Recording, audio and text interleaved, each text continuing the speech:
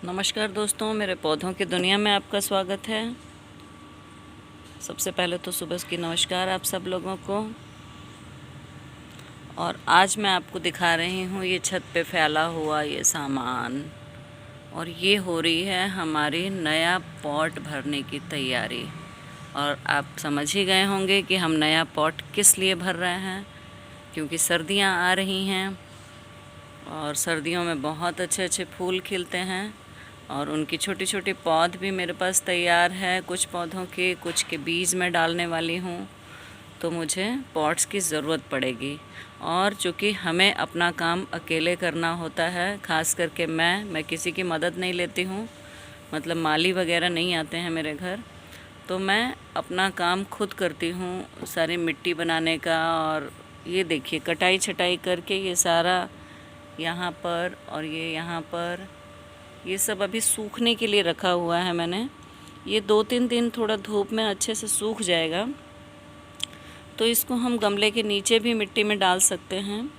ये भी एक कंपोस्ट करने का बहुत आसान और बहुत क्विक तरीका है, बहुत जल्दी इससे कंपोस्टिंग हो जाती है। इसको अगर हम ये सुखा के और इसको अपने गमलों में, ये जो नए गमले हम भरने जा रहे हैं, इनमें अगर हम आधा आधा डाल देंगे, और फिर उसके बाद ये देख लीजिए मैंने रेत रख रखा है यहाँ पर, ये मिट्टी रख रखी है, और ये कुछ गमले से निकली हुई मिट्टी है, और ये कुछ पुराने पौधे हैं, जैसे पर्सलिन वगैरह अब सूख रहा है आपका, और पोर्चुलेका वगैरह अब सूख रहा है। तो उसको अब आप निकालते जाइए, उसका मोह मत करिए, बहुत ज़्यादा अब उसमें फूल नहीं आएंगे। ज़्यादा से ज़्यादा सितंबर तक आप रख लीजिए तो थोड़े ठीक ठाक फूल मिल जाएंगे। उसके बाद आप उन पौधों को निकाल दीजिए। तो बस आपके पास अब हफ्ता 10 दिन है इसकी तैयारी करने के लिए। तो आप अब पर्सलेन, पोर्चुलेका या जो भी आपके समर्स में फूल बहुत ज़्यादा खिलते थे और अब नहीं खिलेंगे, उनको हटा लीजिए। और बहुत सारे पौधे ऐसे हो गए होंगे आपके बारिश के मौसम में जो बहुत ओवर ग्रोथ कर गए होंगे, मतलब बहुत ज़्यादा जिनकी वृद्धि हो गई होगी तेज़ी से, और वो शो प्लांट्स हैं। जैसे ये पेडिलेंथस मेरा बहुत बड़ा हो गया था, इसकी कटाई बहुत ज़रूरी थी, क्योंकि ये झुक झुक के बार बार गमले को भी गिरा रहा था, इतना हैवी हो गया था। तो मैंने इसकी कटाई करके थोड़ा इसको शेप में लाया है। तो ये सारा जो कटाई किया है हमने, छटाई किया है, ये सब यहाँ पर सूखने के लिए डाल देती हूँ। मेरा किचन का वेस्ट और गार्डन का वेस्ट एक तिनका भी बाहर नहीं जाता है कूड़े में, सब कुछ मेरे छत पे यूटिलाइज़ होता है कंपोस्ट के फॉर्म में। और मेरे लिए इसीलिए मुझे खाद नहीं खरीदनी पड़ती है इतने सारे गमलों के लिए भी। कम से कम मेरे पास 200 के करीब गमले होंगे, लेकिन मुझे कंपोस्ट या खाद मुझे ख़रीदनी नहीं पड़ती है बाहर से। मेरा काम किचन कंपोस्ट से हो जाता है। किचन का जो वेस्ट होता है, गार्डन का जो वेस्ट होता है, उसको मैं पूरा यूटिलाइज़ करती हूँ। तो ये मैंने काट वाट के रख लिया है। आप भी अपने ओवरग्रोन पौधों की छटाई कर दीजिए। और ये गुड़हल वगैरह जो बहुत खिल रहे हैं अभी और बहुत बड़े बड़े हो गए हैं, तो भी आप इनको बिल्कुल मत छांटिए, क्योंकि इसमें अभी बर्ड्स बन रहे हैं, बहुत फ्लावरिंग हो रही है, तो इनको आपको छांटने की ज़रूरत नहीं है। बाकी करी पत्ता की ग्रोथ जैसे बहुत अच्छा बन रहा है इस टाइम पर, तो इसको बिल्कुल मत छांटिए। लेकिन इस तरह के शो प्लांट्स जो ओवर ग्रोथ होकर आपकी शेप ख़राब कर रहे हैं गमलों की, बहुत सारे आपके पास ऐसे प्लांट होंगे, उनकी आप कटाई छटाई कर सकते हैं जिसमें फ्लावरिंग नहीं होती है। फ्लावरिंग जिनमें भी हो रही है उनको तो बिल्कुल मत छेड़िए आप, क्योंकि यही 1 महीना 2 महीना और बढ़ने का सीज़न है। उसके बाद प्लांट्स सर्दियों में डोरमेंसी में चले जाएंगे। ये देखिए, ये गमलों के नीचे जो आपको ये दिख रहा होगा सूखे पत्ते या सूखे गमलों के जो फूल वगैरह गिरते रहते हैं छोटे छोटे, इन सबको भी मैं झाड़ू जब छत पे लगता है तो वो सारा इसी में इस्तेमाल होता है। तो इसलिए कटाई छटाई कर लीजिए अपने ओवरग्रोन पौधों की। उसका जो वेस्ट होगा गार्डन का, या जो बहुत सारी आपने अगर सब्जियां लगा रखी हैं तो उसकी बेलें बहुत सारी होंगी जो गर्मियों में सब्जियां दे रही थी, अब उनका कोई काम नहीं है, क्योंकि अब उनमें फल नहीं बनेंगे। तो उन बेलों को भी उखाड़ लीजिए, निकाल दीजिए, और उसमें अपना उसको भी कटाई छोटे छोटे टुकड़ों में काट कर और इस तरह से सूखने के लिए डाल दीजिए, ताकि आपके कंपोस्ट में काम आए। एक दिन आपको मैं कंपोस्ट पे वीडियो बनाऊंगी तो मैं दिखाऊंगी कि किस किस तरह से हम कंपोस्टिंग करते हैं। अलग अलग तरीके से करते हैं, एक ही तरीका नहीं है, जिससे भी हमें जल्दी यूटिलाइज़ करने का मौका मिल जाए। मतलब जो भी तरीका हम अपनाएं उससे हमें जल्दी यूज़ करना मिल जाए वो पौधा खाद। क्योंकि मैं बाहर से खाद नहीं लाती हूँ, तो मेरा किचन कंपोस्ट ही मुझे जल्दी जल्दी मिलता रहे, इसलिए मैं कई तरीक़ों से इस्तेमाल करती हूँ, एक ही तरीका नहीं है।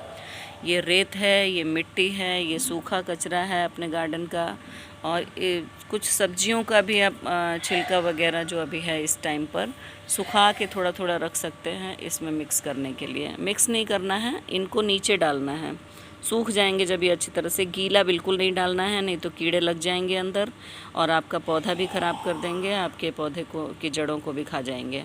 तो इसलिए सुखा लेना है इनको अच्छे से। अगर आपको गमले की मिट्टी में भरना है, नीचे गमले की मिट्टी के नीचे अगर इनको डालना है तो आपको अच्छे से सुखा लेना है। और इस तरह से ये सूखने के लिए डाला हुआ है। फिर हम कंपोस्ट मिलाएंगे, इसमें नीम खली थोड़ी सी डाल देंगे अगर है आपके पास तो, नहीं तो अगर आप किचन कंपोस्ट बनाते हैं तो आपको किसी तरह के पेस्टिसाइड या इंसेक्टिसाइड की ज़रूरत नहीं पड़ती है। मैं बार बार कहूँगी आप लोगों से, हमेशा बोला है मैंने। इतने बड़े बड़े मेरे पास गुड़हल के प्लांट हैं और ये कम से कम 6-7 साल पुराना बीज वाला प्लांट है, और बीज वाले से ही मैंने ये जो आपको राइट साइड में दिख रहा है वो मैंने उसी से एयर लेयरिंग करके बनाया है, और इसमें बहुत फूल आते रहते हैं हमेशा। तो आप इनकी जो ग्रोथ देख रहे हैं, या इसमें मिली बग का अटैक कभी नहीं देखेंगे आप, जबकि इतना कॉमन है। मैं जिसके यहाँ भी जाती हूँ सब लोग मिली बग से परेशान हैं, खास करके गुड़हल में इतने ज़्यादा मिली बग लगे हुए हैं कि वो पौधे को बढ़ने ही नहीं दे रहे हैं, ग्रोथ नहीं करने दे रहे हैं। मेरे पौधे में आपको ना कभी मैं नीम ऑयल डालती हूँ, ना मैं कभी कोई पेस्टिसाइड छिड़कती हूँ, ना कोई केमिकल यूज़ करती हूँ।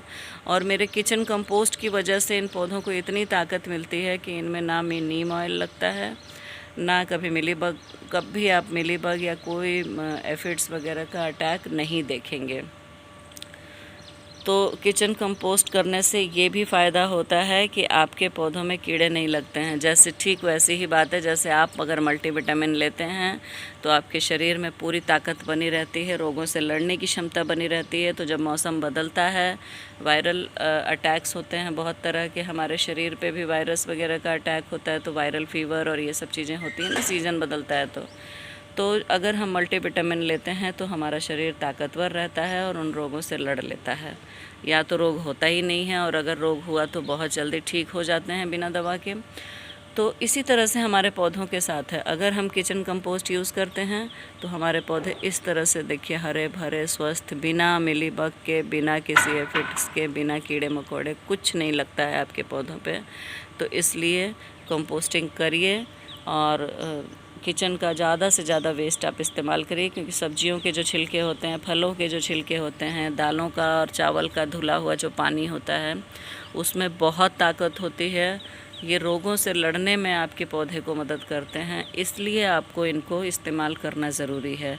ऐसा नहीं है कि हम पैसे खर्च नहीं कर सकते, हम खाद नहीं ला सकते बाहर से, लेकिन बाहर से लाए हुई खाद के साथ पता नहीं क्या क्या इन्फेक्शन आपके घर आता है। अपने घर का इस्तेमाल करते हैं तो आपको पता होता है कि हम क्या इस्तेमाल कर रहे हैं। तो इसलिए अपने घर का खाद इस्तेमाल करिए, अपने किचन का वेस्ट, अपने गार्डन का वेस्ट इस्तेमाल करिए। तो मेरा ये दिखाने का मकसद यही था कि मिट्टी बननी शुरू हो गई है, मौसम बदल रहा है, नए नए पौधे हमें सर्दियों के लगाने हैं। तो थोड़ी सी रेत की मात्रा, थोड़ी मिट्टी, थोड़ा कंपोस्ट, थोड़ा नीम खली वगैरह अगर डालना है, सूखे पत्ते अगर आप कहीं से ला सकते हैं, जैसे अभी थोड़े दिनों में कुछ पत्ते झड़ेंगे, अक्टूबर के महीने में भी एक बार पतझड़ आता है बहुत सारे पौधों में। तो जो पत्ते झड़ते हैं पार्क वगैरह में, वो आप इकट्ठे करके ला सकते हैं। वो बहुत अच्छी कंपोस्ट, लीफ कंपोस्ट बनती है, तो वो भी आप अपनी मिट्टी में मिला सकते हैं। तो इस तरह से आप मिट्टी बनाइए और अपने पौधों को सर्दियों के लिए, अपने प्लांट्स को तैयार करिए। और सुंदर सुंदर फूल आपको अक्टूबर के बाद नवंबर से खिलने शुरू हो जाते हैं मोस्ट प्रोबेबली। जैसे सबसे पहले गुलदाउदी खिलता है, फिर उससे थोड़ा लेट डहेलिया खिलता है, फिर उससे थोड़ा लेट गेंदे के फूल खिलते हैं। गेंदे के फूल आपके मार्च अप्रैल तक चलते हैं, तो उनको अब अभी आप अगर गेंदे की फूल की माला वगैरह फूल ला के सूखे अगर आपने गमलों में डाल देंगे तो आपको छोटी छोटी पौध तैयार मिल जाएगी। और नहीं तो नर्सरीज़ में अभी 10-10 रुपए के छोटे छोटे प्लांट्स, बहुत छोटे जो सीडलिंग्स होते हैं ना, उन्होंने बना के रखे हुए हैं छोटे छोटे प्लांट्स, वो आप ला सकते हैं और थोड़ा आसान हो जाएगा आपका काम। 10-10 रुपए के प्लांट्स मिलेंगे आपको। कुछ गुलदाउदी के लिए आइए, कुछ टहलिया के लिए आइए, जो अभी अवेलेबल है। पिटोनिया अवेलेबल है, अभी सैल्विया वगैरह की लग रही है। जो भी अवेलेबल है आपके नियरेस्ट गार्डन नर्सरी में, आप 10-10 रुपए के प्लांट्स अवेलेबल हैं, कहीं तो 7-7 रुपए के भी मिलते हैं। तो ला के बड़ी आसानी से आप लगा लीजिए, तैयार कीजिए और गार्डनिंग करते रहिए। गार्डनिंग एक ऐसा स्ट्रेस बस्टर है जो आपके जीवन को खुशहाली से भर देता है। और आपके पौधे ये हरियाली देख के आपको कितना अच्छा लगेगा, आपके मन को शांति मिलेगी। तो इसी तरह से गार्डनिंग करते रहिए, इन पौधों की तरह हरे भरे खिले रहिए, इन फूलों की तरह ऐसे ही मुस्कुराते रहिए। और हैप्पी गार्डनिंग। मिलते हैं फिर नई वीडियो के साथ। वीडियो पसंद आया हो तो लाइक कर दीजिए प्लीज़, अपने दोस्तों के साथ शेयर कीजिए, चैनल को सब्सक्राइब कीजिए दोस्तों, ताकि मेरे भी कुछ मोटिवेशन का कारण बने। और मिलते हैं फिर अगली वीडियो के साथ। Thank you so much, bye bye.